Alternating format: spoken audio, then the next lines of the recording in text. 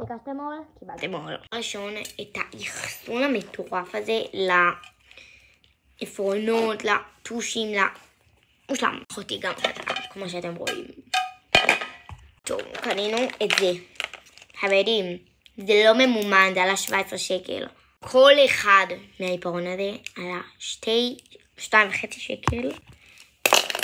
2.5, סך הכל 8.5 שקל. כמובן שאני אקח את הכחול, אתם יודעים שזה הצבע אולי, וגם שחור. מן הסתם, אני לקחתי את הכחול. ואת הוורוד והשחור אחותי לקחה. טוב, מזבו. טוב, אז זה מגרפוס, כמו שאמרתי. נעבור לחנות הזאת שאין לי מושג איך קוראים לה. אחותי קנתה לגו פשוט מאוד.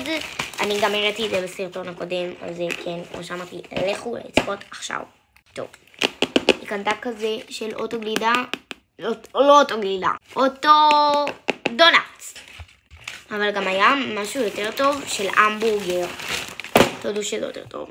טוב, עכשיו מהחנות הזאת, אני יודעת, אין בה כלום, אבל בטח שקניתי, משם נראה לי הכי הרבה כבר, את זה. כל השאר, לא. היא קנתה כזה של מחזיק מפתחות, היא צבעה את זה, וכאילו, תקשיבו, זה בזבוז כסף, זה היה לנו ליטרלי 13 שקל. תביאו יותר צבעים, גם נעשה צבעים מוכרים האלה. טוב, אני עכשיו יורדת למטה להראות לכם כל דברים למטה. אחותי קנתה חבל קפיצה שהיא כבר עשתה ואני אפסה את זה. כזה שעושים כאלה, אתם רואים? אז אני כבר עשיתי יחסית הרבה, וכאילו, לא יודעת איך קוראים לה, אז תכתבו לי. זה כזה, כמו שאמרו, זה כזה שמדביקים, אני כבר עשיתי. כמו שאמרתי, יחסית הרבה. הספר אמונה של חנון. למרות שלא קניתי את הספר מהחנות הזאת, של הצהובה הלבנה הזאת, אבל היא שהקים כבר ירדתי למטה, אז זה רק שלא הולך לכם. המוכלתי קנתה כזה, אבל נדבק לעיתון לזה, אז אי אפשר לעשות יותר, אז היא אמרה לי שלא נראה לכם. טוב, זה כל מה שקניתי מהחנות הזאת.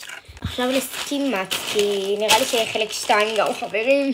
טוב, קניתי, אחותי קנתה ספר איזדור אמון. אני קניתי עוד ספר של אמונה של חנון. סקרה. טוב, קניתי מסקרה כזה. ציפורניים כרגע שעליי, קומיות, קליפס, ציפורניים כאלה, דבק.